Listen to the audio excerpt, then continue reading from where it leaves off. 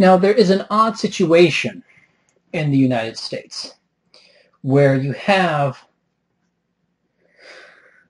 the President of the United States, I'll talk about that, enforcing things like CISPA, which basically gives, I don't know the specifics of CISPA. You can, if you want to know those things, you can look them up yourself.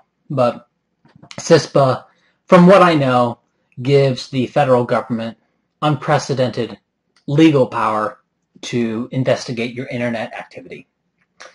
Then there was a situation where Monsanto was going to be exempt from certain types of health inspection or regulation of their production. And when I was hearing about this, I was thinking about something on a much smaller scale that's happening in California, and that is the Delta smelt. The Delta smelt is an anchovy. It's a little fish, and it lives in rivers in the deltas in the San Joaquin Valley, or somewhere around there. And damming up some rivers, or damming up, the short course is damming up some rivers and creating water reservoirs, which can then be used to grow crops. This would basically kill off the Delta smelt. And because of this, environmental groups have lobbied successfully to prevent the dams, and I think the closure of some dams as well, which has resulted in less agricultural production in California, less jobs, less economic growth, and less, related industry growth as well. Just a whole bunch of bad economic stuff that goes along with that. And I was thinking about that, and I was thinking, how does that happen? How does CISPA get passed? How does Monsanto's privileges get passed? How does the laws regarding the Delta smelt, how do those get passed? Who's supporting these laws? A majority of the population doesn't support these laws. The mestizos in California don't support these laws. The blacks in the U.S. don't support CISPA or Monsanto's privileges. Certainly white people don't support any of this. Maybe some white liberals in California support what's being done regarding the Delta smelt. Maybe. But I think even if you polled California liberals, they wouldn't be that crazy. There are certain environmentalist fanatics, but on the whole, I don't think they're that crazy. But I could be wrong.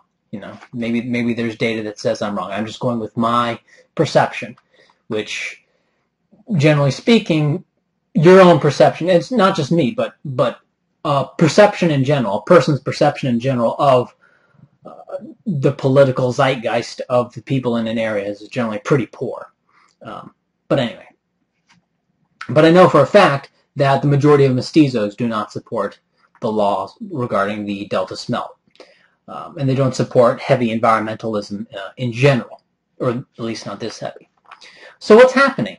Why is this going on? Why can Obama do all these things and still get reelected? Why is this happening? Well, the reason it's happening is because of the partisan blinders. It's because of the culture war that Keith Preston in his latest podcast was talking about. He was talking about people getting blinded by their culture war and their hatred of the enemy, and they have to win against the enemy at all cost. That Obama is able to get away with, this drone stuff. This, Bush said indefinite detention. Yeah, Obama said now we have the right to kill you if we label you an enemy combatant or a terrorist or whatever. No due process or any of that. We're just going to kill you. Who supports that? Nobody supports that.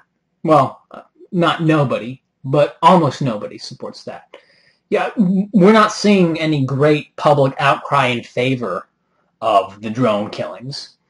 And yet it's happening. We're not seeing any great public outcry in favor of CISPA, and yet it's happening.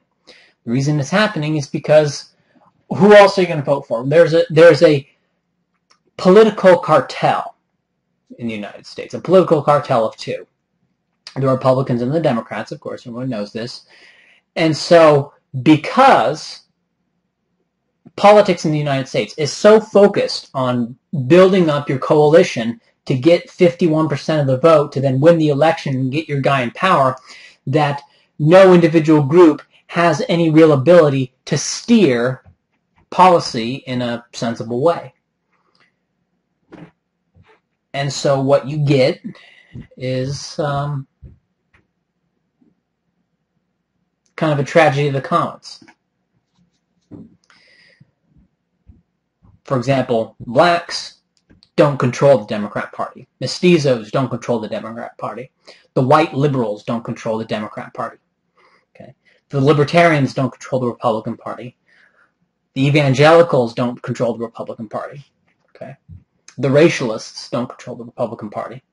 So no one group controls the Republican Party. No one group controls the Democrat Party. All they can do is put their chips in with this one party, get these guys elected. But once those guys get elected, what are they going to do? Well, they're not bound to any one particular constituency. They can do this policy that's slightly less bad than the other guys, supposedly. That's the story they sell. And then they can do this because no one group can break the deadlock. These groups, they are locked. They are locked into blocks in order to maintain something approaching a victory the next election cycle. That's all they can do. All they can do is block up, get 51% and win. And if their guy does a bunch of horrible things, well, they have no choice. Because all they can do is block up for the next election cycle. They can't vote the guy out. If they try to vote the guy out, they're going to get a bunch of infighting. They're going to break up their block, and then they're going to lose the next election cycle, and then they're out. Okay. Whereas if they had their own country, and Obama, for example, let's say you had a black nationalist state, and Obama was the head of that, and he was trying to pass CISPA, well, they could throw Obama out without fear that the Republicans are going to take over as a result of the infighting. See? Same thing with libertarians and what George Bush was doing. They could throw George Bush out without fear that by not having party discipline, that the Democrats were going to take over, right? And because they're in this constant conflict, they can't maneuver, right? Because if they ever start to maneuver, they're going to get broken. So when you have an incoherent country, you have incoherent policy.